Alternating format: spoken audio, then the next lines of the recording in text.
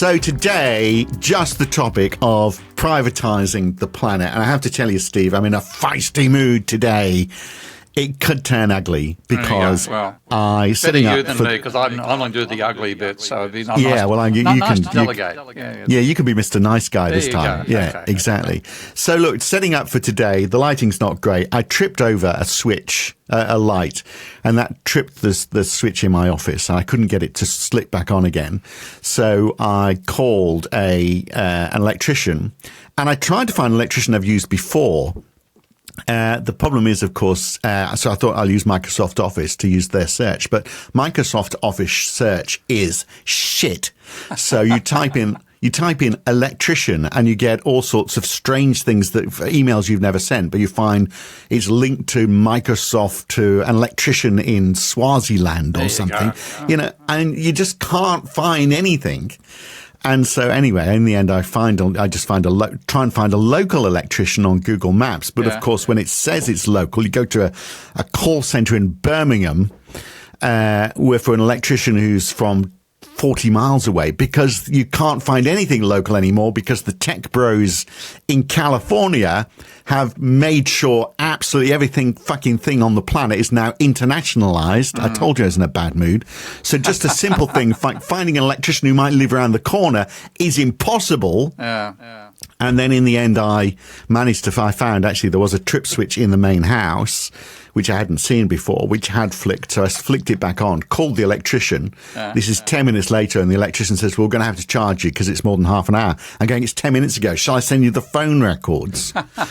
So, because everyone's trying to rip you off. So everything's internationalized. Everyone's trying to rip you off. You can't find anything local. How is the world a better place, Steve Keen? It just feels like everything is being... It's a better place for the tech bros.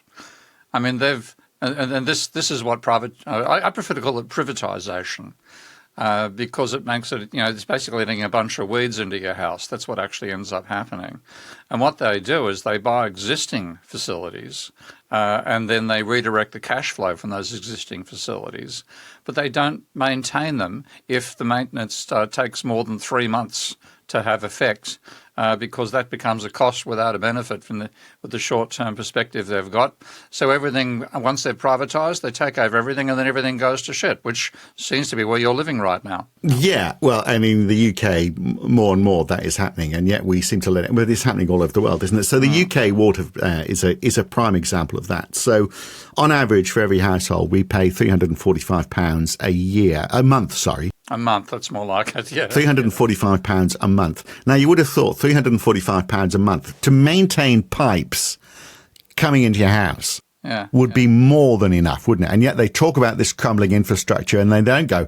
But the crumbling infrastructure is fine because we get £345 per month from every household in the UK. I mean, that feels like an extraordinarily large amount of money to maintain the pipes into my house and for the sewage treatment works. And yet they can't manage that because we had 450,000, I told you I was angry today, discharges into England's rivers last year, even because of the cost of maintenance is so high, even though we're paying £345 per month per household.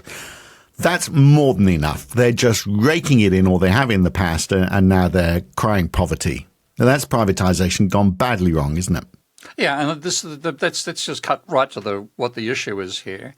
And this is covered by my good friend Avner Offer in his book, The Private-Public Divide. The private sector will do stuff if it gets a return within a reasonable time horizon for themselves. But if they don't get a return from that within that what they see as a reasonable time zone, then they don't do the maintenance. And of course, because they've either private enterprise owning things like sewerage pipes, has to either pay interest to the banks they've borrowed from to do the takeover, and quite a lot of them are debt financed, or they have to pay dividends to shareholders. So in both cases, you have reasons that they've got costs which are time-based, and then if you compound that for 10 years, you get a point where it just is too far in the advance. I'm going to retire before then. I'm not going to pay for the maintenance. I'll get a bigger bonus. I'll leave, and the trouble will come up with my fellow. Oh, and it might also be cause problems with people who are buying these services, but that they don't really count. And that's the mentality you get. So, okay, let's be charitable at this. Let's pretend we're Margaret Thatcher back in the 80s where I'll go get a wig. All of this started to happen. They have to lower your voice, obviously, a bit. Lower my voice? To be Margaret. Yes, to be Margaret. Yes. That's true. Her voice went very low indeed. Okay. It got lower the longer she went on. Yeah, I mean, your voice is way too high for that. So, anyway, so let's be charitable. Let's be Margaret, channel our inner Margaret, and try and think of a rationale for all of this. You're selling it to the public. How is this going to be better? Well, it comes out of the whole ideology that permeates neoclassical economics and Austrian economists, of course, and that is that the public sector always does things less well than the private sector because the private sector is disciplined by the profit motive, whereas the public sector is not.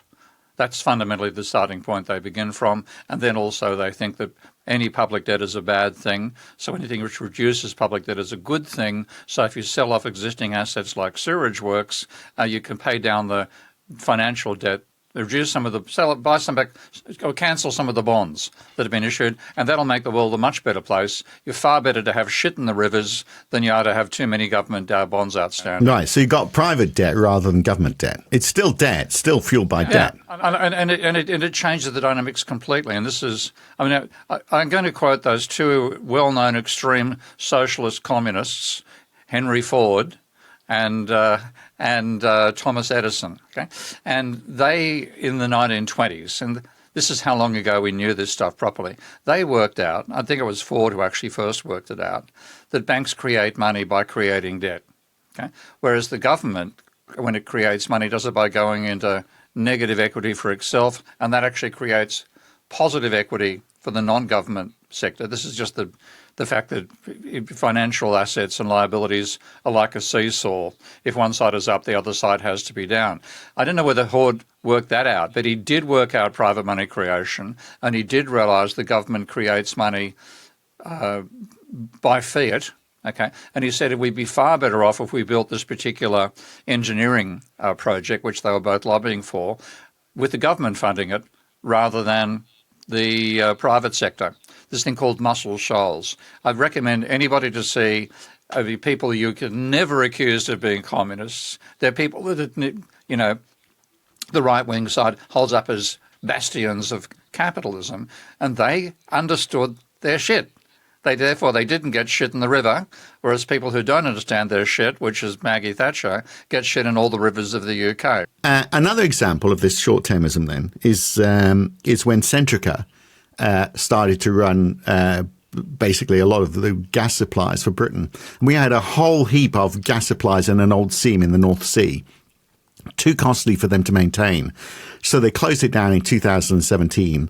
Instantly, 70% of the storage capacity for gas in the UK disappeared because they couldn't afford to maintain it. And of course, why would they care? Storage capacity. Because if they don't maintain it, there's less storage. Therefore, because the reason you'd have storage is to try and stabilize prices, of course. But what do they care about stabilizing prices? If there's a shortage of supply, they just push prices up and the consumer pays it. There's absolutely no incentive for them to now they've got a private section given a monopoly over public resources. So yeah, that's the other disaster of doing privatization.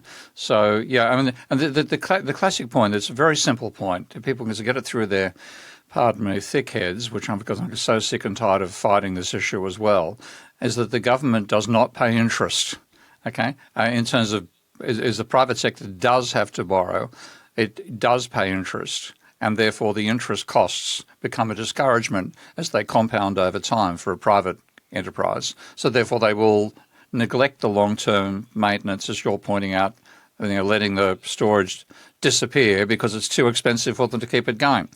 But there's no incentive for them to keep it going because the whole reason you want those supplies in is storage to stabilise prices, and they want rising prices. Yeah. So it ends up, it's perverse incentives. And like I would hope neoclassicals and Austrians understand the concept, but because they are basically, they've got a model of capitalism, which is like a spot market, out of time, okay? They draw their supply and demand diagrams, and there's no time on the axis, okay? So they leave out the time issue. Now, as soon as you bring the time issue in, the arguments fall apart. And when you look at the length of time it takes to build sewerage, build gas storage, and you look at the cost of maintaining it over time, then all those things, so the private sector is going to not do enough of it in the first instance, or if they get ownership of it, they'll neglect the maintenance. That's what we've seen. Yeah, and so it's very easy to make the figures look better. So I'm still not quite sure the rationale behind it, except for the fact that for a short-term sell-off by the government, they get a whole heap of money for something they don't need to maintain anymore. But I mean, yeah, and they also like the ideology that gave us this is the same ideology that gives us austerity today. The government should balance its books. So the idea that the government should avoid getting into financial negative equity, which is the mentality that's driving this, leads to them saying, well, let's sell off some non-financial assets, things like sewage works, which are any physical thing is an asset to its owner and a liability to no one. Okay, so therefore the physical asset is recorded as a positive. Okay, it's worth something and is part of your equity as well. So when they sell it, they convert that physical thing into monetary equity, and therefore when they sold the sewerage works, they could cancel the outstanding government bonds. That reduced the government. They see that as more important than building the bloody physical facilities. But you are now living in the consequences of a country with a shithouse, pardon the pun, sewage system. Yeah, because he sold the farm. Because it is exactly selling the farm. It's selling the farm. It's selling the farm. Yeah. So without realizing, you built the farm in the first place by running up negative financial equity. This is what a government should do. Well, the government had the asset. It didn't have to pay for the asset because it already had it and it had already been paid off. And then it sold it, and now it has to buy the asset back. I mean, that's what it amounts to, isn't it? Yeah. Although the classic thing is, and I've seen a few people arguing this about the sewage works and waterworks and so on in the UK. It's been run down by the private sector. So it was well maintained, working back in the 60s or 70s when they sold it. It's deteriorated over time because the incentives of the private sector mean they don't do the long-term maintenance. So what you're buying back is not what you sold in the first place. It's run down. You could say the sale price is what anybody would pay to buy it in its current state, and the answer might be a peppercorn. Okay, you can just basically reclaim it. So in particular, I mean, given the extent to which they've damaged the river, this is the sewerage issue in particular, given the extent to which they've damaged the rivers of England, they didn't buy the rivers of England when they bought the sewerage systems. So the damage they've done is to the physical beauty of the UK. Balance that against what they claim the assets they've got left. They should be given a peppercorn, and maybe they could shove it up a particular orifice. Right. When they deliver the peppercorn. So that won't happen, of course, because... it's a nice thought, though. It's a nice thought. But I mean, it's going to take a big change of government to change this thinking. But the reason I've started there, this just gets worse. This gets far worse. This is just the beginning in terms of privatisation of the world. So let's look at another example. So that's resources. Then there's our opinion is getting bought. So we talked about the tech bros and how, they are definitely taking over increasingly. A handful of companies are taking over the world. Artificial intelligence is going to make that 10 times or 100 times or a billion times worse. I mean, even, Elon Musk is believing that he can create a character that, to keep people company. We're going to talk to computers. We're going to talk to your companion is going to be something that Elon Musk creates, who's going to obviously fill your mind with whatever Elon Musk wants your mind to be filled with. And lonely people will go for that because that's the power that he has. I mean, that's scary stuff, isn't it? And, there's even, I heard about a project where you could talk to dead parents or dead relatives as though you're having a conversation with them. So they're infiltrating our minds. They're playing on on our vulnerability. And by the way, anyone who's been through a vulnerable period in their life, and I've been through that this year, let me tell you, every single bloody Facebook ad or wherever you go is there preying on the insecurity that's been created by what you've been going through. All these companies, all these experts who are there ready to leech off your misfortune. That is the way the internet works. And then Elon Musk is saying, well, I'm going to create these personas. So I am going to create your friends. Not only do I own every other fucking thing on the planet, I'm going to own your friend. I'm going to be your friend. I'm going to self-create your friends. So everything in your life is about me, Elon Musk. Fuck off. I told you I was angry today. Hey, we've got to be. But yeah, am I right or am I wrong? Normally I'm the person who speaks in Fucklish, but you're taking over today. But am I right or am I wrong? This is the way we're You're going. right. You're right. I mean, and this again. I mean, in that sense, Avner's book is an extremely important emphasis of the boundary between when the private sector makes sense and when the public sector does. There's various ways in which I want to improve his analysis, as it happens, but the basic fundamental point is because the private sector has to borrow the money or has to raise the money somehow from equity markets, then it has a servicing cost for any capital investment it makes. And the longer the time goes on, the bigger that servicing cost becomes, compound interest. So if you're working with a short-term horizon and I don't mind the tech bros as much as I mind the MBA bros. Okay, the people coming and looking at the bottom line and what's the 3-month reporting cycle here? What do we get over the 3-month period? Will the share price rise? Yeah. That's what my remuneration. But the tech bros is a different issue, isn't it? The tech bros is one of capital accumulation. That there's that the ability to land grab in something in a technology that's moving very fast and moving faster than legislation. In fact, running roughshod over legislation. In fact, using your president to make sure that there's very little control over the extent of your power by threatening tariffs for anybody who would dare to, for example, impose any form of legislation which is going to slow down your technology from taking over the world. I mean, it's that's a different issue. That's the speed of technology and speed of payback, which is a different issue. But again, it's privatization of the world. Yeah, and it's. I mean, the issue about the maintenance of long-term assets is one thing. As you say, they are intruding into the personal space. And like, if you've obviously had some conversations with LLMs, otherwise known as AI, they can seem like they're responding to you. They can have that sort of, because they're partially echoing back what you said to them in the first place. It's almost like a reinforcing echo chamber. And because you're feeling so frustrated in the world in which you live in, which applies to so many of us these days, that echo chamber is comforting. And you then mistake that for empathy. Yeah? But fundamentally, AIs are pattern recognition systems. They generate what you want to see, not what is actually genuine human feedback. Yeah, and I don't think everyone quite gets that when you ask a question into one of these local, what they call learning language models, they're going to give you a different answer to what they give me. It's all positive affirmation in terms of, as you say, it's just echo chamber stuff. The fun thing, which this is building up now, because since they train the AI on what you can find on the internet, then as AIs become more of an input to the internet, the AIs will be training themselves on their own output. And this is where the idea of hallucinations come from. Okay, they can create, if they start to dominate the world, and the thing is they will. There's so much energy, literally, going into powering these things, and so much 24/7 on, and generating so much output.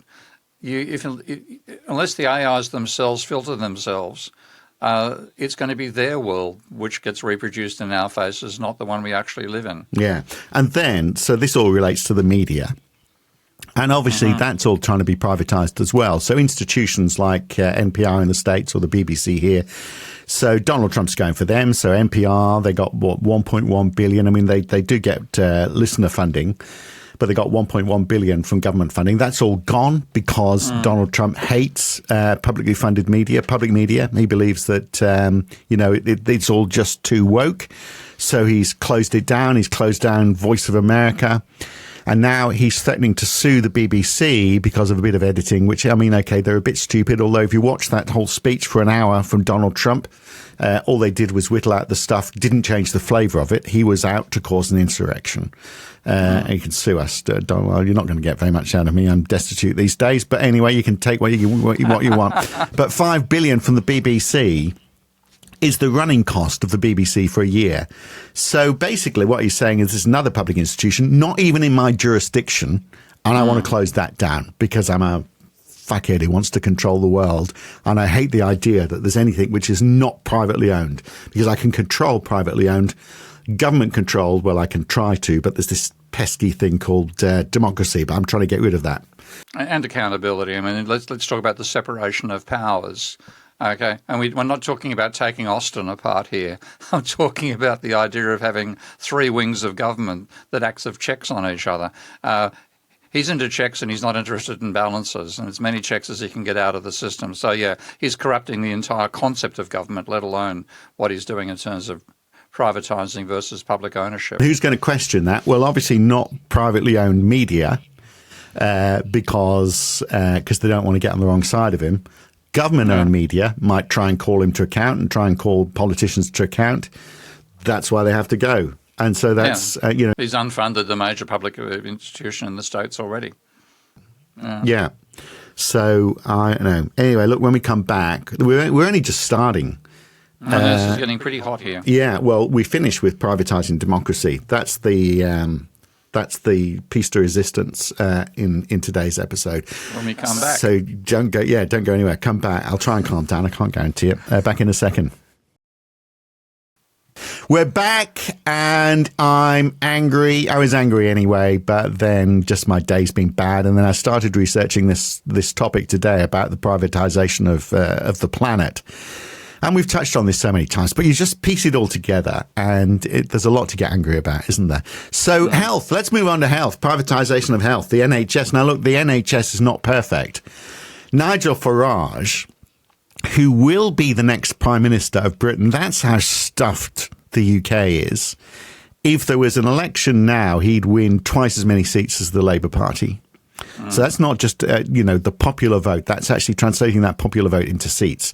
He would romp home with an overwhelming majority helped by Britain's flag flyers. I mean, obviously, he's going to promise a flag-produced recovery. I mean, probably already, the only reason UK GDP is not falling is because people are buying flags. It's the only thing which is keeping the growth rate in Britain flat, which is where it is right now.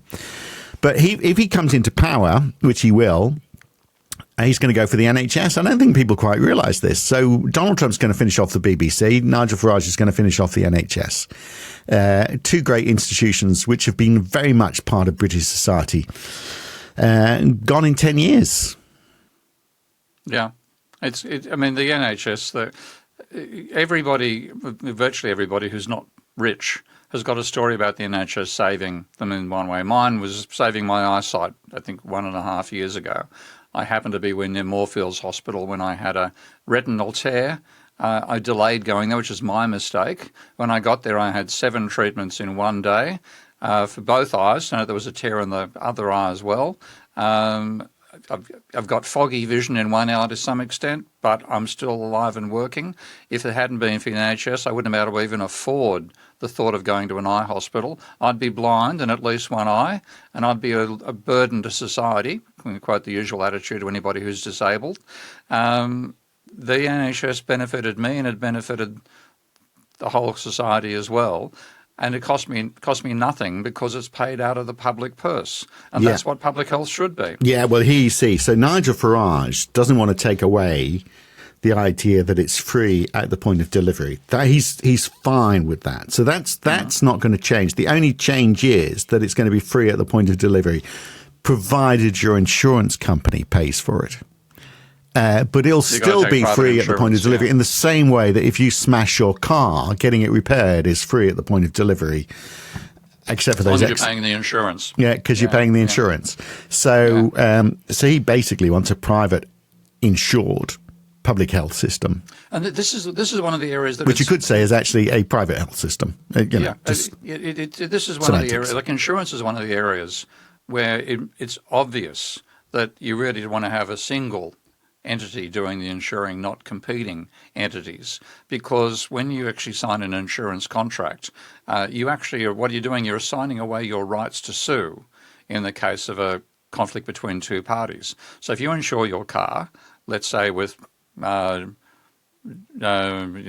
general insurance, and somebody else insures their car with, say, the National Roads and Motorists Association, then when you have an accident, what actually happens is the two companies decide whether it's worth their while to sue each other over the whole damn thing. So lawyers get dragged in. It's transferring the cost from one person to another. Insurance companies becomes an enormous cost because after the accident, you've got your two insurance companies suing each other. Okay. Now, if you have the one insurer, that doesn't happen. And the reason I'm using this example is because I had a car accident going into a roundabout where the other party thought a roundabout was a giveaway to the right sign, blasted it at 50 kilometres an hour, smashed into me, poking my nose at about 5 kilometres an hour. I then got a note from the company saying, well, obviously you're at fault. We're going to sue you over it. What's your insurance company? I said, it's you. End of the dispute. End of the process, and the other bloke ended up getting hit for negligent driving. But in that case, having different insurance companies actually dramatically increases the costs. There's reasons to have a single. That's reasons why things like that. Because you've got the whole legal argument over who's going to pay for it rather than just getting out and pay for it. Yeah. So I mean, it would be a good case for monopoly, wouldn't it? Actually, maybe run by the government even. What a radical thought! What a radical thought! Wash your mouth out with. Do you know when Ayn Rand sells a nice orange juice, I believe. I used to work for the British Tourist Authority. We used to travel a great deal, and we weren't allowed to take out insurance. Because the government would cover it. It was cheaper, obviously, for the government to pay whatever the cost was rather than the government paying insurance. And yet now governments do insure. And I've always wondered, why do governments take out insurance? They've got loads of money. They can create money if they wanted to. Why would they pay insurance companies for things that when you're a company of a particular size, particular scale, it makes absolutely no sense whatsoever to take out insurance because the premiums are obviously going to be more than the cost of paying out for those costs. And yeah, to your point, a lot of those costs go in insurance companies fighting against each other.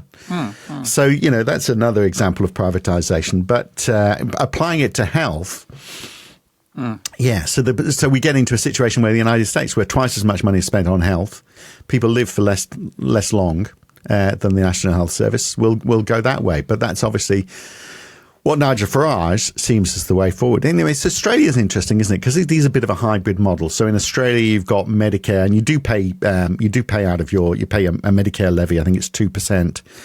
If you are over a certain level, it's not actually, you don't have to earn a great deal. Over 100,000, I think, which is about £50,000. You've got to pay an extra 1.5% if you haven't taken out private health insurance to cover your hospital cover. So I can sort of see that as so you can go and see a doctor. That's going to be covered under your Medicare. Very often, a private doctor will charge you a gap fee, but if you're short of money, you can still go to a public what they call bulk billing health centre. I mean, I feel like that's the hybrid model that they've got right in Australia. But Nigel Farage's idea that it should all be paid by insurance just doesn't make any sense. The original Australian Medicare, which was Bill Hayden, you might remember, before my time, but mainly involved in devising it. I think it was, except for the levy, which is unnecessary because again, this is the government can create the money, just increase the tax take. It didn't actually finance the spending. But yeah, that was a good idea. 85% was covered by the government. 15% was for the individual. That meant that there was a discouragement for people being hypochondriacs in that sense, which was put a bit of a cost, but 85% covered publicly. And like the salaries that doctors get in Australia is far higher than what they get in the UK. But what's actually happened over time is that's been wide-handed because, again, we can't issue more government bonds. I mean, the printer's getting a bit tired. Let's reduce the number of government bonds. Oh, I know, by abolishing coverage for dental service. Oh, that's great. So you're going to go to reduce the number of government bonds are issue. You're going to have people with, rotten people with filings. British teeth. That's what you want to say, isn't it? Yeah, I know. Yeah. How sexy that is. It's just this whole obsession with eliminating government bonds is what's led to this on one side. So that's not understanding government finances, and then on the other, you've got this not understanding the time horizons that apply to private versus public enterprises. Yeah, and that's why I think let's just get the pronunciation changed. It isn't privatisation, it's privatisation. Yeah. All right. So more of this privatisation then, because this is where it starts to get meaty. I'll hold off the piece de resistance because I think it is going too far, and this is in the UK. But let's just look at land. How land is also being privatised or just actually being sold off. I mean, it's not. I mean, a lot of the land is being privately owned, but the fact it can be sold off for any purpose whatsoever. So Ukraine's interesting. So up until COVID, before the invasion, obviously it was the breadbasket of Europe. But Ukraine was short of money. They had to borrow billions from the IMF, and the IMF said, "Well, we'll give you some money, but you've got to allow people to buy your land from outside." Mm-hmm. So all of a sudden, this agricultural land, thankfully because of the war, a lot of this didn't happen. But the deal was, because the IMF said, "Oh, there's a bit of corruption in how this land is controlled, so let's allow big businesses to move in and to buy up some of your agricultural land." Either to run its agricultural land that'll be, where the money will be repatriated overseas, or to stick some other use in for it. So this selling off of agricultural land, which we're seeing around the world, and Bolsonaro in the Amazon, a lot of land that was under native control, all of a sudden those native rights are abolished. You get huge clearings, massive clearings, impactful of climate change type clearings happening. All because of this, praying to the gods of the commercial sector of free enterprise. And so how land use is being used and how agricultural land is disappearing is a significant factor, because this is our food supply that we're getting rid of. Yeah, and again, like the Austrian neoclassical argument will be, the reason we have climate change in the first place is the absence of property rights.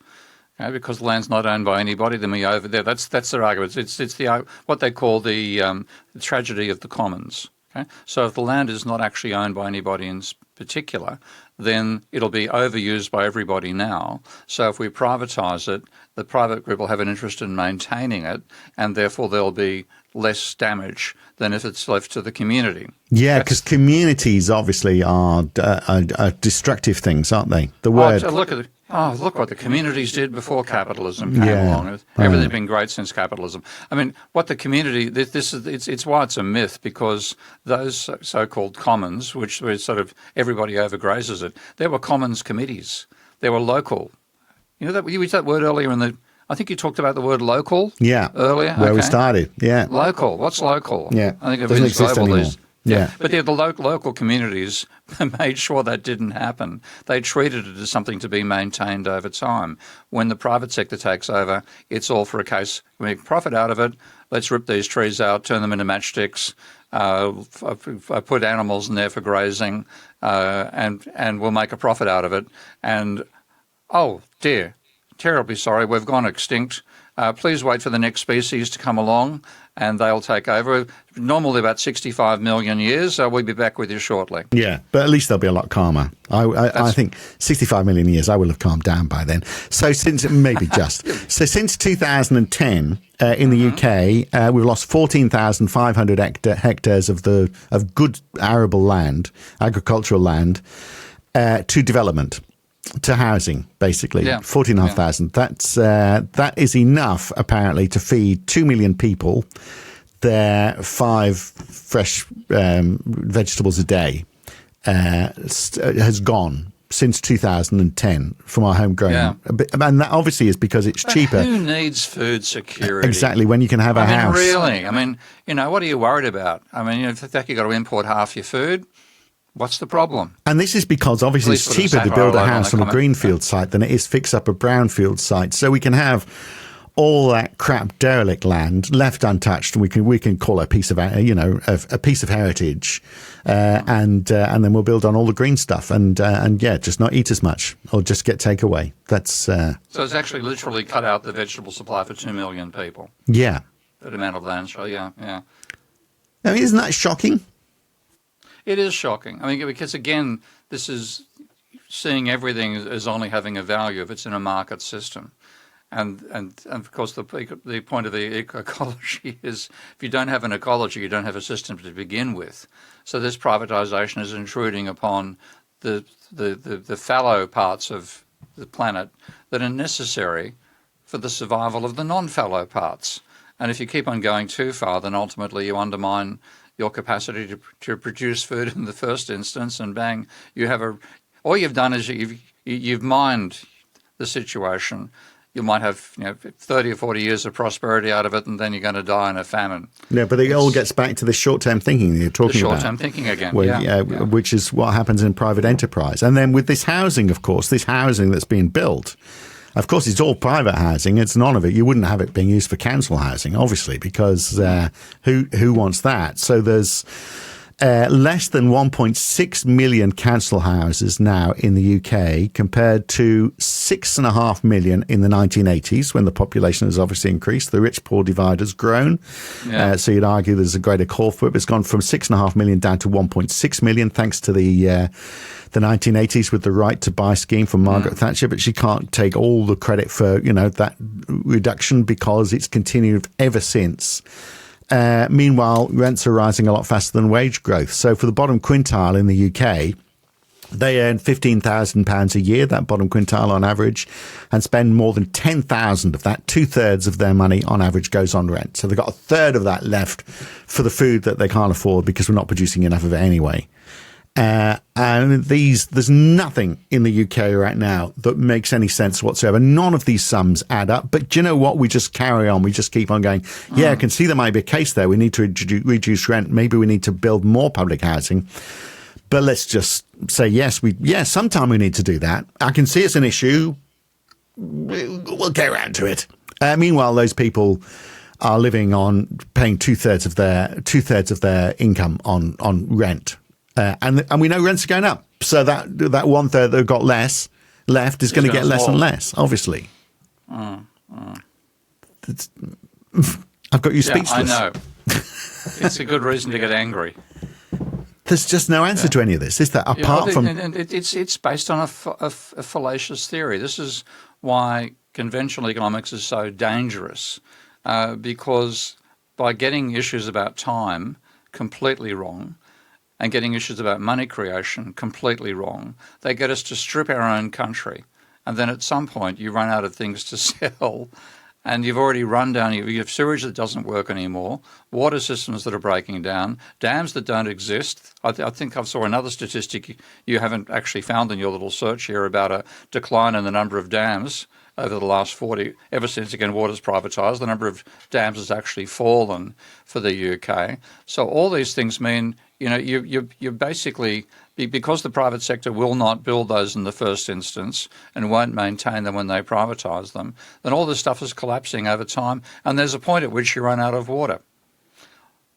So let's reach our point of conclusion about how bad it's really getting. Let me go off at an angle on this before I hit you with where I think we're really heading. Yeah. Patrick Schumacher is a German architect. There's a piece in Architects Journal about him a little while back. He believes that towns and cities should be run by corporations who compete with each other to try and get you to live in their towns or cities, because whoever's going to provide the best standard of living. So privatise cities. He's a former Marxist who says that no, not one of those. Yeah. The revolution should end all government, basically, and states. Because that's the only way we're going to end this tragic stagnation that we're seeing in the economy. So privatise towns and cities. So I think he's probably an architect who's had those pesky planning controls because he's an architect he runs an architectural firm, big architectural firm. And no doubt he's a bit pissed off by all of these, local councils who are implementing all of these controls to try and protect the neighbourhood for things like aesthetics. I mean, who cares what stuff like this? I mean, really. So, towns and cities that are run by corporations. So, with that in mind, he's behind Forest City, which is a proposal. I don't know how far this is going to get for 45,000 hectares in Suffolk near Newmarket, which would be home for 400,000 homes. It's proposed by businessman Shiv Malik and Joseph Reeve, but this guy, Patrick Schumacher, is one of the masterminds behind it. It would use up just 45,000 hectares of agricultural land. So I don't know how many people that would feed, many, many millions. It would, in effect, a privatised city. They argue that it would create affordable housing. That'd be fun to watch. £350,000 each is what they're saying is how much it's going to cost. Yeah, believe that when we see it. Maybe they're shoeboxes. And they're really going to build schools. Not going to just talk about it. When you move in, there'll be schools there. There's going to be more forest land than they started with, mainly because the forest land is going to be built on what was agricultural land. 45,000 hectares. That's 450 square kilometres, about the size of Vienna in Austria is the size of this. So it's the equivalent of 60,000 fields. This is a massive development that they're talking about.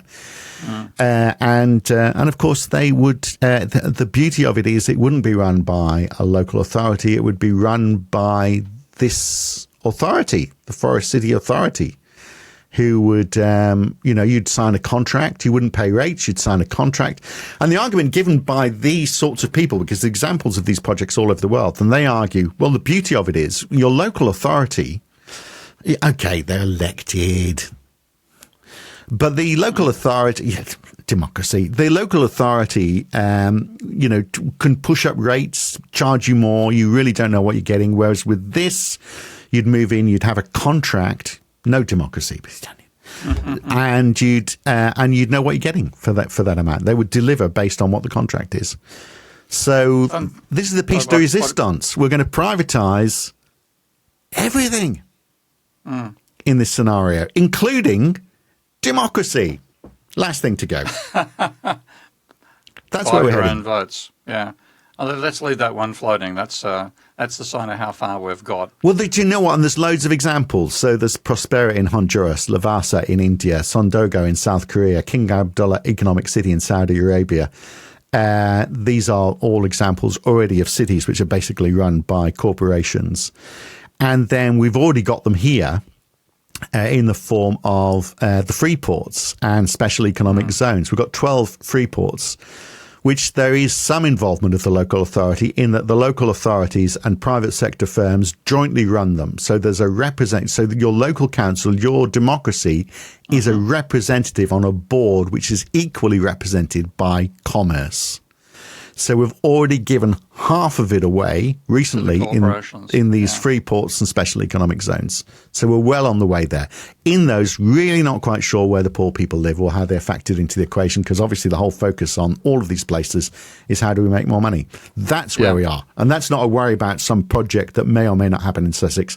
Those free ports and special economic zones, which are jointly run by business and local authorities, already exist. So we've already given away half of democracy right now. And we've done it in the last few years.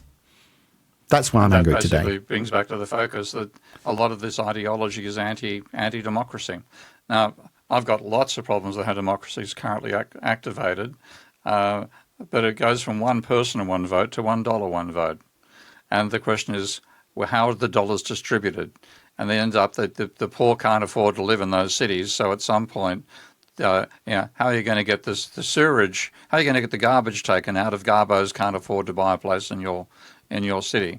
So you get this people, the cheap workers from overseas, this sort of stuff. People put up with less decent accommodation to be able to do that private work for you. That's going to start happening as well. At the same time, the Swiss writers often because a lot of anti-migrant sentiment. So there's another catch-22 for you. Yeah, exactly. If the foreign workers aren't going to do it, who's going to do it for you? But it does all get down to this idea of these towns, which are run like authorities, is exactly it panders to those people who says government should be run like businesses. To which the answer is always, okay, well, so what do you do? A business gets rid of people when they don't need them. So what does the government do? Do we just shoot them? I mean, what do if they're not providing a popular once, it seems to be rising in popularity again. Yeah. Anyway, that's where we are. That's this week. For once, I'm more angry than Steve. And for once, once again, we don't have an answer. But I mean, we've got to do something because this is now reaching an extreme. We need to understand the alternative way of thinking about the government. In that sense, it's neoclassical economics, which is leading to these madnesses, and Austrian on top of it. We need to get realism into economic theory, and then that result, we'd regard these as horrific, stupid ideas, all driven by an unnecessary focus on reducing the value of outstanding government bonds. Right. And the upshot is now, not only, I mean, it's touched on the rich-poor gap and capital has accumulated faster than ever before.